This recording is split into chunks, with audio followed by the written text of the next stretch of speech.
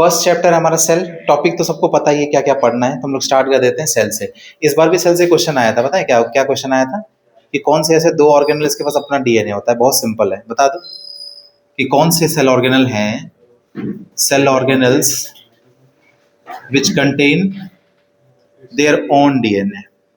ठीक है, 10 का 10 क्वेश्चन जो है मैच किया था मेरे इससे।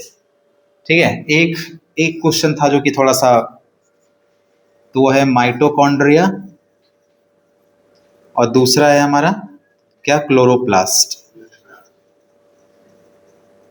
ठीक है, ये दोनों के पास क्या होता है, अपना डीएनए होता है। ये क्वेश्चन आया था इस बार आपका। चलो तो पहला चैप्टर स्टार्ट करते हैं, वो क्या है हमारा, सेल। तो सेल को हम डिफाइन करते हैं कैसे, तो सेल इज द क्या, structural and functional unit of life, है ना। Cell is the structural and functional unit of life, है ना।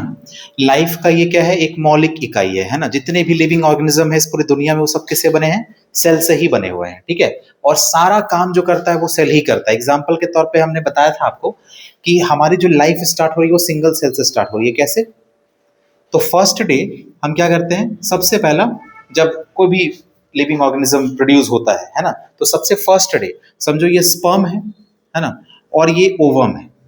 ये दोनों जो है स्पर्म और ओवम, ये दोनों का दोनों क्या है, हाफ है। मतलब नंबर ऑफ क्रोमोसोम इसके अंदर क्या है, एन है। एन मतलब क्या है, हैप्लॉइड है। ठीक है, ये क्या है, हैप्लॉइड है। ये भी क्या है, हैप्लॉइड है। ठीक है, अब ये दोनों क्या होंगे, ये दोनों क्या होंगे, आपस में फ्यूज करेंगे और बनेगा क्या, जाइगोट।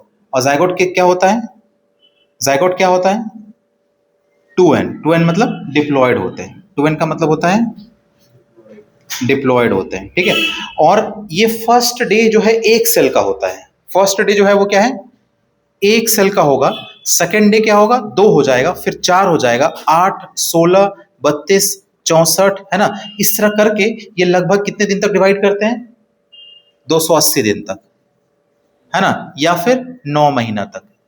मंथ में देखें तो 9 मंथ, और डेज में देखें तो क्या होगा, 280 डेज तक ये क्या करते हैं, लगातार डिवाइड करते रहते हैं। आप सोच भी नहीं सकते कि जो है 9 महीने के बाद कितने जो है वो हो जाएंगे, है ना, नंबर ऑफ सेल्स हो जाएंगे। ठीक है, ट्रिलियंस या अनकाउंटेबल, कोई उसका वो नहीं है, काउंटिंग नहीं है। ठीक है, तो कहने का ये मतलब है जो भी लिविंग ऑर्गेनिज्म है वो सब जो स्टार्ट हो रही है ना, वो सिंगल सेल से जो है स्टार्ट हो रही है। ठीक है, अब बात करते हैं सेल के बारे में थोड़ा सा और आगे, कि सेल को डिस्कवर किसने करा। तो सेल वॉज डिस्कवर्ड बाय, तो ये तो बहुत ही फेमस है, रॉबर्ट हुक। आपको देखो यहाँ पे ना ऐसे पढ़ना है ना कि भूलो ही नहीं है उसके बाद, है ना। नेक्स्ट टाइम बस खाली रिवाइज करना है आपको। ठीक है, 10 का मतलब 30 का 30 क्वेश्चन आपका बनना चाहिए, केमिस्ट्री बायो फिजिक्स का पूरा। ठीक है, तो रॉबर्ट हुक ने करा था, और कब करा था, 1665 में करा था। ठीक है, और इसके पीछे कहानी क्या थी, तो इन्होंने कॉर्क सेल को देखा था सबसे पहले। कॉर्क सेल समझते हो ना क्या, तो केमिकल के बोतल्स को हम ढकने के लिए इस्तेमाल करते हैं कॉर्क सेल। और जब कॉर्क सेल को देखा उन्होंने, तो इनको क्या दिखा, मधुमक्खी के छत्ते जैसा कुछ स्ट्रक्चर दिखा, ऐसे करके देखा आपने, मधुमक्खी का छत्ता जो ऐसे करके होते हैं। ठीक है, ऐसे करके स्ट्रक्चर दिखा, और इन्होंने इसका नाम दे दिया क्या, सेल, है ना। हालांकि सेल कहा जाता है वेस्टर्न कंट्रीज में छोटे छोटे कमरे को कहा जाता है सेल, जेल को कहते हैं सेल, है ना। और इसी का नाम दे दिया, उस समय उन्होंने बोला था सेलुला। ठीक है, सेलुला लैटिन वर्ड है, इसी को हमने क्या कर दिया, कन्वर्ट कर दिया इंग्लिश वर्ड में। इसका नाम क्या है, सेल। सेल मतलब एक्चुअल में होता है स्मॉल रूम, है ना, छोटे छोटे कमरे। तो अगर हम बात करें, ये था रॉबर्ट हुक, लेकिन रॉबर्ट हुक ने डिस्कवर करता है ये जो कॉर्क है ना, वो है डेड सेल, ये है डेड सेल। ठीक है, अगर क्वेश्चन में ऐसा आएगा कि who discover the first live cell, तो आपको क्या बोलना है ना, तो first live cell discovered by Anton van Leeuwenhoek, है ना। नहीं, किताब नहीं दिया था, वो था, अभी बताऊंगा, वो सेल सेल थ्योरी था एक, है ना, वो दिया था ओमनी सेलुला ई सेलुला। इसका मतलब है, हाँ हाँ, वो बुक था माइक्रोग्राफिया, वो तो अलग था। ये जो ओमनी सेलुला और ई सेलुला है ना, वो अलग है। तो उसके बाद यस, ये थ्योरी जो है वो आया था माइक्रोग्राफिया में, बुक है पूरा, और ये है सिर्फ थ्योरी, कौन सा? All cell arise from the pre existing cell, ठीक है। उसके बाद आया था क्या हमारा एंटोन वॉन ल्यूवन, इन्होंने सबसे पहला डिस्कवर किया लाइव सेल। तो live cell was discovered by Anton van Leeuwenhoek, ठीक है। और कब करा था? तो 1674 में, 1674 में करा था, ठीक है, 1674 में करा था। उसके बाद आई एक और साइंटिस्ट का नाम था रॉबर्ट ब्राउन। रॉबर्ट ब्राउन, इन्होंने देखा हर एक सेल के बीच में, है ना, हर एक सेल के बीच में क्या देखा इन्होंने? एक डेंस सर्कुलर सा स्ट्रक्चर देखा, उसका नाम क्या दे दिया इन्होंने? न्यूक्लियस, ठीक है। तो न्यूक्लियस डिस्कवर्ड न्यूक्लियस, और कब किया था? 1831 में किया था, ठीक है, 1831 में किया था। उसके बाद आया हमारा क्या? तो उसके बाद आया हमारा प्रोटोप्लाज्म। प्रोटोप्लाज्म ये डिस्कवर करा था किसने? ठीक है, ऐसे लिखो, पुरकिंजी डिस्कवर्ड, है ना, प्रोटोप्लाज्म। उसके बाद आया हमारा क्या? उसके बाद आया हमारा सेल थ्योरी, ठीक है। उसके बाद आया हमारा क्या? Cell theory. तो सेल थ्योरी जो है किसने दिया था?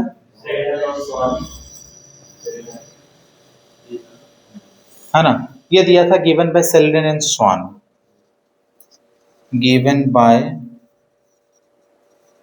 सेल्डन एंड स्वान, ठीक है। सेल्डन एंड स्वान ने दिया था ये सेल थ्योरी। इन्होंने एक बातें इसमें बताई थी सेल थ्योरी में, और कब दिया था? तो 1831 में दिया था, 39 में, सॉरी 1839 में दिया था। इन्होंने दो बातें इसमें बताई थी, जितने भी सेल हैं, है ना, जितने भी लिविंग ऑर्गेनिज्म है, all living organisms are made up of cell and cell is the basic unit of their life.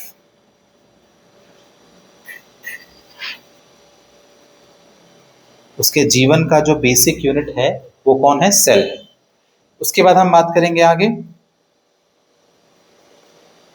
लेकिन लोगों ने ये पूछना स्टार्ट किया कि कहाँ से आए, है ना, ये सारे सेल, तो ये जवाब नहीं दे पाए। तो फिर उन्होंने बताया क्या? एक और साइंटिस्ट है, उसका नाम था रुडोल्फ विर्चॉव। रुडोल्फ विर्चॉव ये आए थे 1851 में शायद, सॉरी 1855 में आए थे, ठीक है, रुडोल्फ विर्चॉव। इन्होंने बताया था क्या? ओमनिस सेलुला ई सेलुला दिया था ये, ओमनिस, यस, सेलुला ई सेलुला।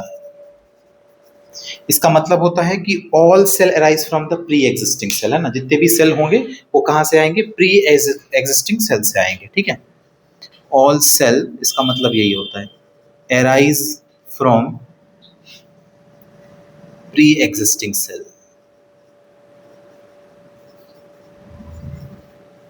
ठीक है। जितने भी सेल आए हैं वो कहाँ से आए हैं? प्री एग्जिस्टिंग से, मतलब कहीं ना कहीं पहले एग्जिस्ट करते थे और वही क्या हुए हैं? नए नए सेल्स जो है वो बन के आए हैं, ठीक है। कोई दिक्कत यहाँ तक समझ आ रहा है? अब हम बात करेंगे क्या? Shape and size of the cell. अब उसके लिए जाना पड़ेगा हमें इवोल्यूशन में। इवोल्यूशन में मतलब जैसे कि सबसे पहले हम बात करेंगे ना, तो क्या हुआ कि हमारा जो पृथ्वी था, इतना टेम्परेचर था, 800 डिग्री सेल्सियस था हमारे पृथ्वी का, तो उस समय पॉसिबल नहीं था कोई भी लाइफ, ठीक है। उसके बाद उसको कहते हैं बिग बैंग थ्योरी में, आप लोग पढ़ते हैं उसको, ठीक है। उसके बाद आया कि कुछ मॉलिक्यूल्स प्रेजेंट थे, है ना, गैसेस के, जैसे नाइट्रोजन था, जो है वाटर वेपर थे, वेपर वाटर नहीं था, वेपर के फॉर्म में था, इसकी टेम्परेचर बहुत ज्यादा थी। धीरे धीरे क्या हुआ, ये टेम्परेचर कूल होना स्टार्ट हुआ, है ना, ठंडा होना स्टार्ट हुआ, गैसेस आपस में कंबाइन करने स्टार्ट हुए और फिर जाके कुछ मॉलिक्यूल्स बने, जिसे हम कहते हैं डीएनए। ठीक है, डीएनए से भी पहले बना आरएनए, और आरएनए से बना फिर डीएनए, और डीएनए आरएनए एक ऐसा मॉलिक्यूल था जो आपस में रेप्लिकेट कर सकते हैं। रेप्लिकेट मतलब एक है तो अपने आप दो हो सकते हैं वो, है ना। फिर जाके प्रोकैरियोटिक सेल बना, मतलब अधूरा सेल, प्रोकैरियोटिक पूरा कंप्लीट सेल नहीं है। उसके बाद उसी में से निकला क्या, एडवांस सेल, जिसको कहते हैं क्या, यूकैरियोटिक सेल। ठीक है, अब फिर जाके सेल से क्या बना, टिश्यू, टिश्यू से क्या बना, ऑर्गन, ऑर्गन से क्या बना, ऑर्गन सिस्टम, उससे फिर क्या बना, ऑर्गेनिज्म, उससे क्या बना फिर पॉपुलेशन, फिर बना कम्युनिटी, फिर बना बायोम, और फिर बना क्या, पूरा बायोस्फीयर। मतलब स्टार्ट हुआ लाइफ कहां से और फिर कहां आके खत्म हुआ, समझ रहे हो। तो ऐसे कहानी, तो इन्होंने उतना डीप वो नहीं गए, उन्होंने बताया कहीं ना कहीं पहले एग्जिस्ट करता था और वहीं से क्या हुआ, नए सेल्स बनने स्टार्ट हो गए, है ना। वो डिवाइड करते गए करते गए करते गए और नए सेल्स जो है वो बनते चले गए। ठीक है, वो ऐसा कुछ नहीं बता सकते पहला सेल कौन सा होगा, लेकिन हम लोग जानते हैं कि प्रोकैरियोटिक सेल जो है वो कहीं ना कहीं सेल हैं जो पहले फॉर्म हुए थे। ठीक है, उन्हीं से फिर एडवांस होके क्या बने, यूकैरियोटिक सेल बने, और फिर जाके डिफ्रेंशिएट होना स्टार्ट हुआ। वो नहीं नहीं, वो एल्गे जो है, नहीं, एल्गे कंप्लीटली प्लांट है। एल्गे पूरा, बैक्टीरिया जो है वो क्या है, वो प्रोकैरियोटिक है ना। माइकोप्लाज्मा जो है वो प्रोकैरियोटिक है। जो एल्गे है वो कंप्लीट प्लांट है, बस खाली उसका स्ट्रक्चर जैसे हमारे अंदर इवोल्यूशन हुआ ना, उसी तरह उनके अंदर भी इवोल्यूशन हुआ प्लांट्स के अंदर। तो सबसे पहले बना एल्गे, एल्गे थोड़ा सा और उसको कहते हैं थैलोफाइटा, एल्गे थोड़ा सा और डेवलप हुआ, क्या बना, ब्रायोफाइटा, और डेवलप हुआ क्या बना, टेरिडोफाइटा। ये तीनों के पास, मतलब दोनों के पास, ब्रायोफाइटा और थैलोफाइटा, इन दोनों के पास अपना कोई सिस्टम नहीं है पानी होने का, मतलब पानी का, इसलिए वो कंप्लीटली डिपेंडेंट है किसके ऊपर, वाटर के ऊपर। वाटर से दूर रहेंगे मर जाएंगे वो। हाँ, एल्गे फोटोसिंथेसिस परफॉर्म। फिर आके अगर हम बात करते हैं, आया टेरिडोफाइटा, जो आप देखते हो छोटे मोटे प्लांट्स, इतने छोटे छोटे प्लांट्स जो है वो आए। एंड देन उसके बाद आए जिम्नोस्पर्म, जो बड़े प्लांट्स होते हैं। उसके बाद आए एंजियोस्पर्म, से फ्लावरिंग प्लांट्स कहते हैं, इसके अंदर फ्लावर आए। इन चारों के पास फ्लावर्स नहीं होते हैं, समझ रहे हो। जैसे हमारे अंदर इवोल्यूशन हुआ कि पहले हम समझो मछली से स्टार्ट करते हैं, तो मछली थे, मछली से क्या बना फिर, एम्फीबियंस बना। एम्फीबियंस जो दोनों जगह रह सकते हैं, पानी में भी और लैंड में भी, है ना। फिर जाके और क्या बना एम्फीबियंस के बाद, तो नहीं, फिर बने रेप्टाइल्स जो रेंग के चलेंगे। फिर क्या बने, बर्ड्स बने, है ना। उसके बाद बने क्या, मैमल्स। ठीक है, ये है हमारी कहानी, हो गया। ठीक है, अब नेक्स्ट देखो।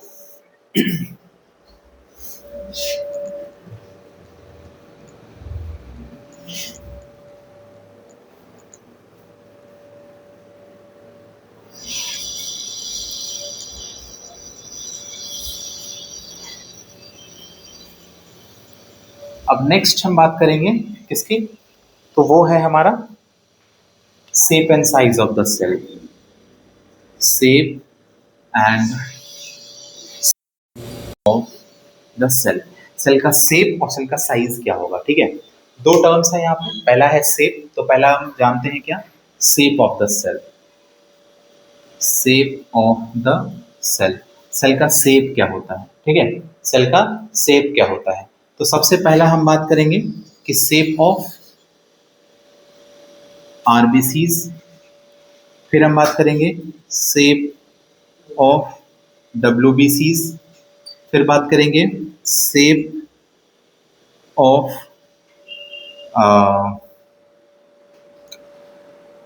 मसल सेल्स, फिर शेप ऑफ नर्व सेल। ठीक है, तो पहला है आरबीसी। आरबीसी का शेप कैसा होगा, तो हम बात करेंगे तो कैसा होता है, तो बाई कनकेव, ऐसा शेप होगा, बाई कनकेव।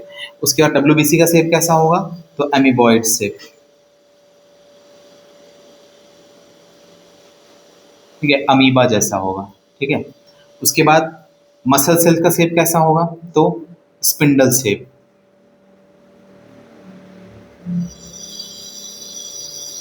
ऐसे ऐसे होंगे मसल सेल्स। उसके बाद नर्व सेल का कैसा होगा, ब्रांच्ड,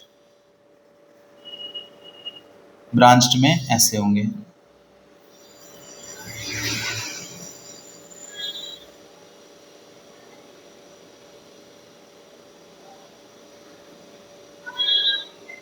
ठीक है, ये ब्रांच्ड होता है नर्व से, ये है इसका शेप। उसके बाद नेक्स्ट हम बात करेंगे क्या, size, size of the cell. तो साइज के बारे में बात करें तो सबसे पहला है हमारा स्मॉलेस्ट सेल, सबसे छोटी सेल कौन सी होती है? फिर लार्ज, वो हमारी बॉडी के अंदर, पूरी दुनिया में पूछ रहा हूं मैं, सबसे छोटी सेल कौन सी होती है? लार्जेस्ट सेल कौन सी होगी? फिर लॉन्गेस्ट सेल कौन सी होगी? फिर smallest cell in human body, yes.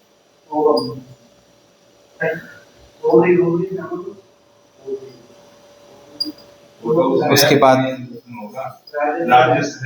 Largest cell in human body.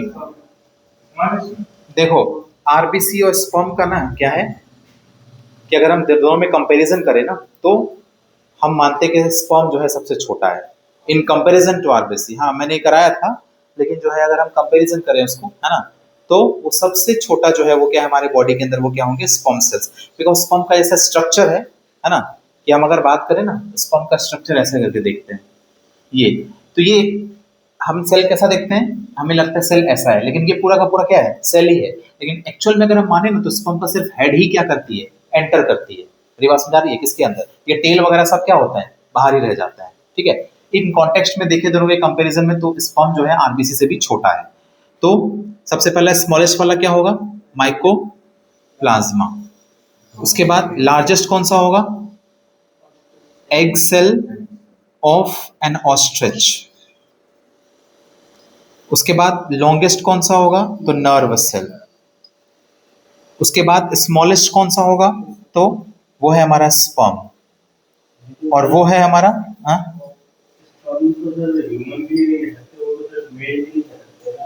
तो मेल ह्यूमन नहीं है। नहीं नहीं, देखो हम लोग जब लड़का लड़की जब आया ना तो पहले वो ह्यूमंस मतलब एक ही थे, फिर जाके क्या हुआ है, कट के दो बने हैं। समझ रहे हो, अलग अलग पहले से नहीं थे धरती पे। अभी मैंने बताया ना सब कुछ एक चेन की तरह चला है, बाद में वो डिफ्रेंशिएट हो गए, क्या बने, अलग अलग बने। स्टार्टिंग से नहीं था एक ही, ठीक है, स्टार्टिंग से एक नहीं था। इसलिए इसका सबूत क्या है, हर्माफ्रोडाइट। जानते हो हर्माफ्रोडाइट मतलब क्या होता है, दोनों का दोनों अंग एक ही में हो, जैसे अर्थवॉर्म में होता है क्या, मेल भी मतलब टेस्टिस भी है और ओवरी भी है। समझ आ रही नहीं आ रही है ना, वो हर्माफ्रोडाइट है। बहुत सारे ऐसे ऑर्गेनिज्म है जिसके पास दोनों ऑर्गेन्स हैं, मतलब मेल भी है और क्या है, फीमेल ऑर्गेन भी है उसके पास। ठीक है, तो इसीलिए बाद में कट के वो क्या बने, जाके मेल अलग फीमेल, लेकिन दोनों को एक साथ क्या बोलेंगे, ह्यूमन ही बोलेंगे, अलग अलग नहीं बोलेंगे। ठीक है, हो गया।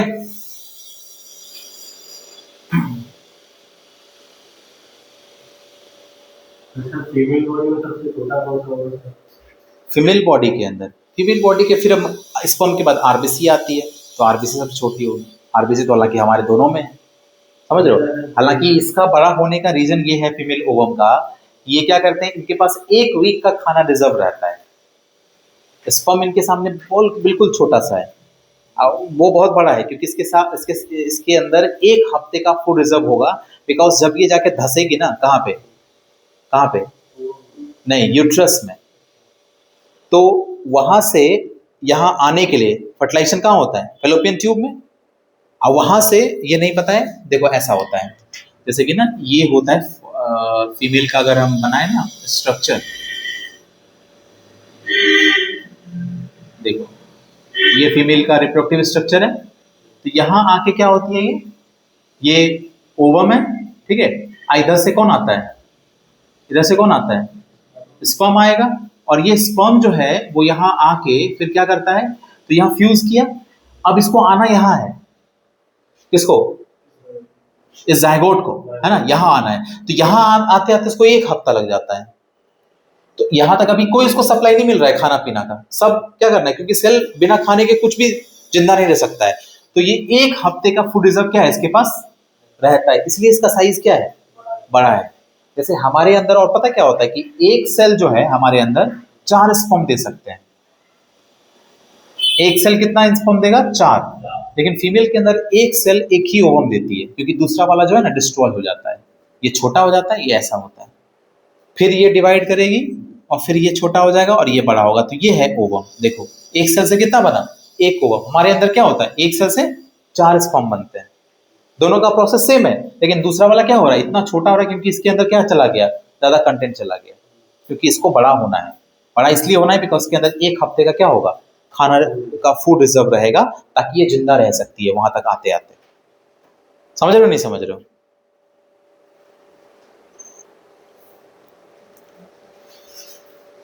ठीक है।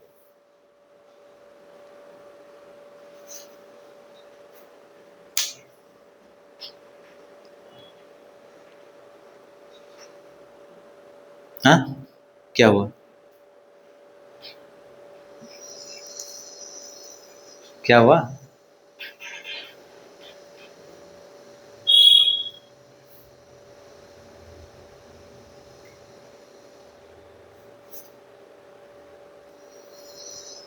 ये नहीं जलता, लाइट खराब है ये? अच्छा, इसने पूरा भी वो नहीं किया नहीं, इसलिए आवाज उधर जाती है। आई थिंक इसमें कुछ थर्मोकोल वगैरह देना होगा।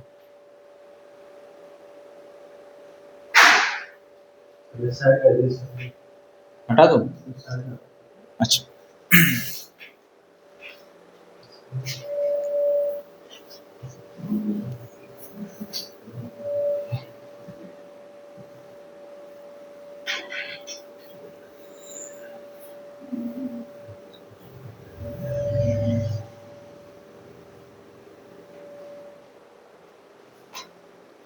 ठीक है।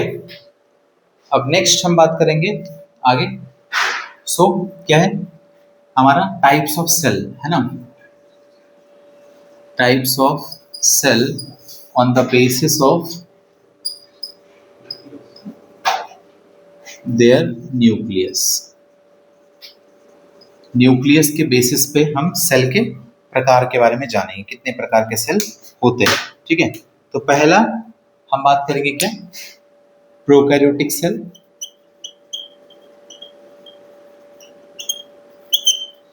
और दूसरा क्या है हमारा, यूकैरियोटिक सेल।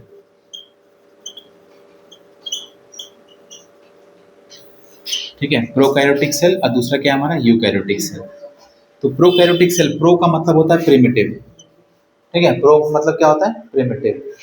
ठीक है, सो यहाँ पे हम बात करते हैं प्रोकैरियोटिक के बारे में। इसकी ऑर्गेनाइजेशन, बनावट कैसी होती है, प्रिमिटिव होती है, प्रिमिटिव ऑर्गेनाइजेशन। इसका मतलब होता है ओल्ड। यूकैरियोटिक का कैसा होता है, तो advance organisation.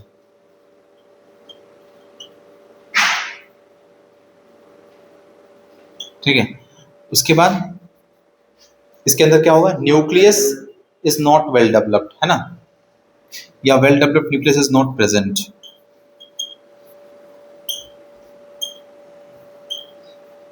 Nucleus is not present. यहाँ पे क्या होगा, वेल डेवलप्ड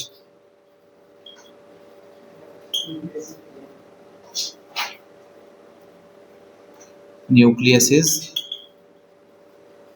प्रेजेंट। ठीक है, उसके बाद तो no membrane bound organelle are present. कोई भी ऐसा मेम्ब्रेन से बंधा हुआ ऑर्गेनल प्रेजेंट नहीं होता है। एग्जाम्पल, मेम्ब्रेन से बंधा हुआ ऑर्गेनल कौन कौन से बताओ, कुछ नाम बता दो मेम्ब्रेन बाउंड ऑर्गेनल का। हाँ, बैक्टीरिया, बैक्टीरिया बता दो। हाँ, देखो सेल ऑर्गेनल्स जिसके पास ऑर्गेनल होते हैं, ठीक है, हालांकि अभी डायग्राम बनाएंगे तो पता लग जाएगा। जैसे वैक्यूल है, इसके पास अपना मेम्ब्रेन होता है। माइटोकॉन्ड्रिया है, इसके पास अपना मेम्ब्रेन होता है। लाइजोसोम है, लाइसोसोम के पास अपना मेम्ब्रेन होता है, ठीक है। उसके बाद प्लास्टिड है, इसके पास अपना मेम्ब्रेन होता है। इस तरह का कोई भी ऑर्गेनल प्रेजेंट नहीं होगा इसके अंदर, वो सारे के सारे किसमें प्रेजेंट होंगे, यूकैरियोटिक में। तो यहाँ पे क्या बोलेंगे, membrane bound, membrane bound organelle are present, ठीक है।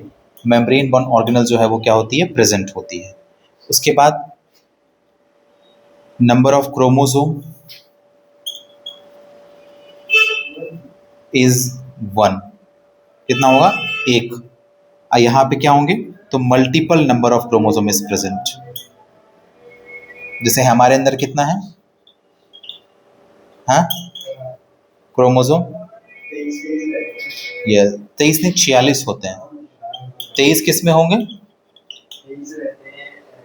स्पर्म और ओवम में 23 होंगे, वरना और सारे में क्या होंगे, 46 होंगे, ठीक है, उसको छोड़ के। उसके बाद एग्जाम्पल, एग्जाम्पल में क्या होगा, माइकोप्लाज्मा और दूसरा बैक्टीरिया। इसका एग्जाम्पल क्या हो जाएगा, तो प्लांट सेल, एनिमल सेल,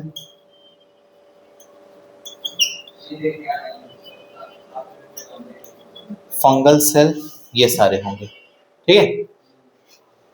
हाँ क्या हुआ, वो नहीं आया क्या विनाश सर तक, अच्छा ठीक है।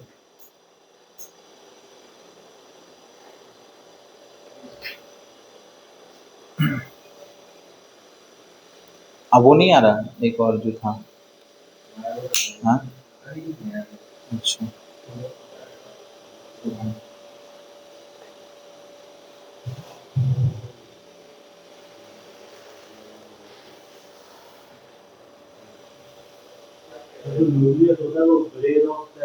हाँ उसको कहते हैं ब्रेन ऑफ, क्योंकि वो पूरे सेल को रेगुलेट करता है। न्यूक्लियस होते हैं लेकिन अनडेवलप्ड होते हैं, न्यूक्लियोइड होते हैं।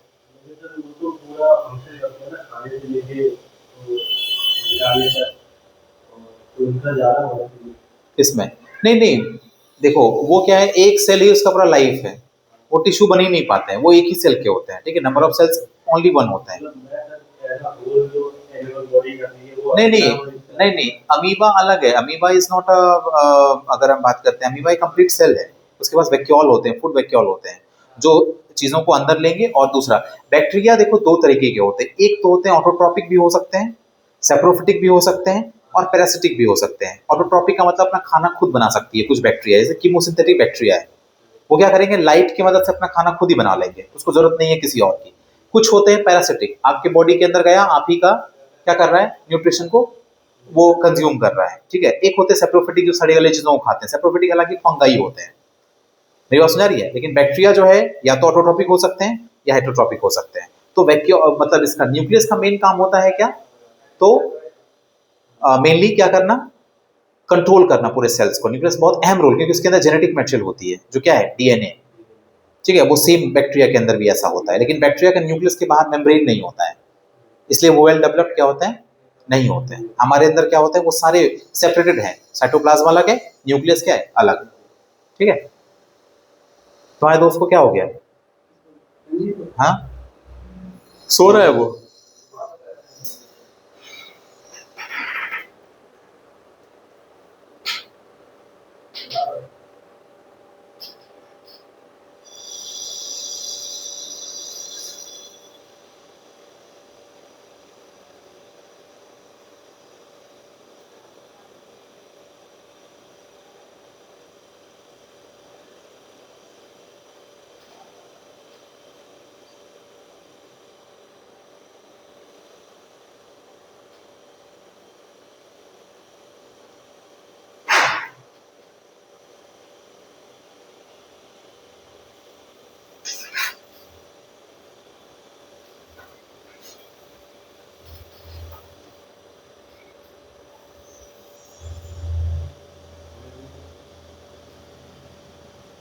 हो गया। चलो अब इसका डायग्राम देख लो, पहले हम यूकैरियोटिक सेल के बारे में बात करते हैं, फिर उसका डायग्राम देख लेते हैं, एंड देन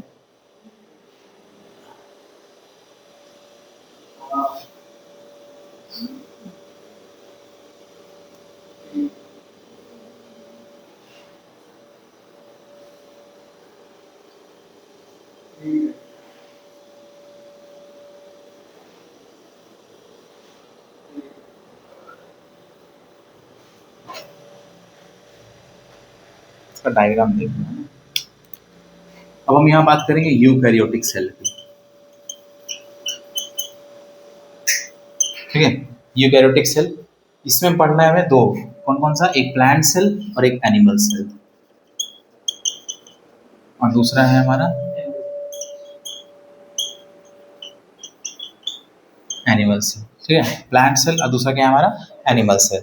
तो प्लांट सेल की अगर हम बात करें, है ना, पहले डायग्राम देख लेते हैं फिर डिफरेंस के बारे में बात करेंगे। देखो, प्लांट सेल के बाहर आपको पता है क्या होती है, सेल वॉल होती है। सेल वॉल की वजह से इसकी शेप जो है ना वो क्या होती है, फिक्स होती है। ठीक है, एनिमल सेल के अंदर क्या है, तो कोई सेल वॉल नहीं होती है।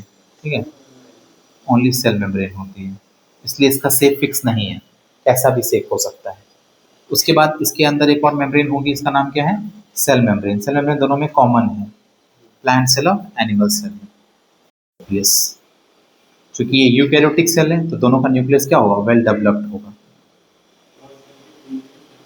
ऐसा। ठीक है, क्या हुआ, स्क्रीन रिकॉर्ड नहीं हो रहा है ना, तो मैसेज रिकॉर्ड नहीं होगा। अच्छा, पता नहीं इसका सिस्टम क्या है।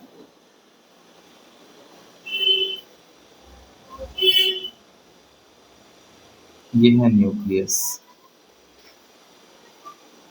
ये है एंडोप्लाज्मिक रेटिकुलम, इसके जस्ट नीचे क्या होती है, तो गोल्जी कॉम्प्लेक्स। ये क्या है, माइटोकॉन्ड्रिया,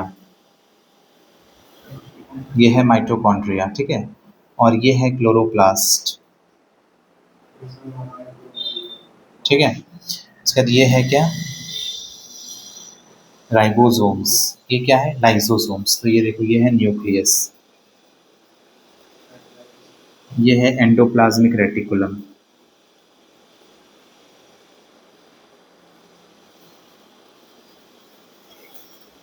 ये है गोल्जी कॉम्प्लेक्स, ये है माइटोकॉन्ड्रिया, ये है क्लोरोप्लास्ट, ये है राइबोसोम्स, और ये है लाइसोसोम्स। ठीक है, और ये है इसका वैक्यूल। ठीक है, उसके बाद ये इसका सेल वॉल है, ये इसका सेल मेम्ब्रेन है। उसके बाद यहाँ पे हम बात करें तो न्यूक्लियस बिल्कुल बीच में होगा, डबल मेम्ब्रेन होगा।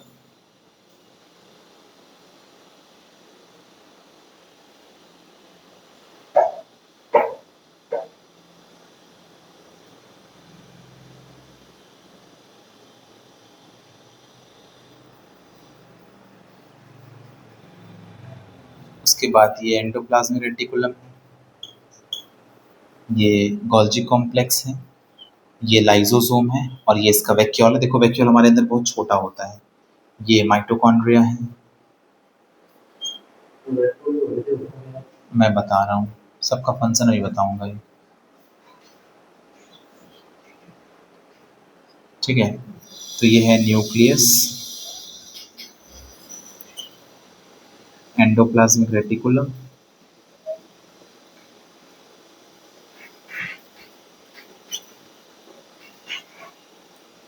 उसके बाद गोल्जी कॉम्प्लेक्स, ये है लाइसोसोम, और ये है वैक्यूल। ठीक है, उसके बाद ये है माइटोकॉन्ड्रिया,